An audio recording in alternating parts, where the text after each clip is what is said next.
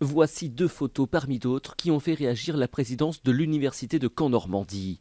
On y voit ici des étudiants dans des positions humiliantes lors d'un bizutage à la rentrée 2016 avec la légende suivante: à qui le tour?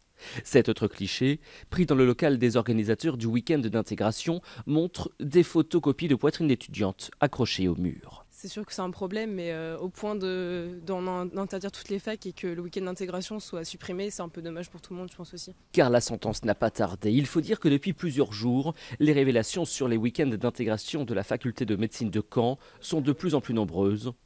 Plusieurs étudiantes ont décidé de témoigner auprès de syndicats étudiants. Elles se sont plaintes de se retrouver dans des soirées d'intégration en totale insécurité. Tout était mis en place justement pour que ça dérape à travers des commandements par exemple. Des commandements, dans le jargon des organisateurs, ce sont des défis à relever. L'année dernière, il y en avait 69. Les actes devaient être filmés et étaient publiés sur Facebook. On est dans l'humiliation, dans l'agression qui n'est pas tolérable. Ramper dans des excréments, manger de la pâtée pour chien, courir nu dans la rue, avaler un poisson rouge vivant et d'autres choses au seuil de la légalité, voilà ce qui a poussé la faculté à tout arrêter.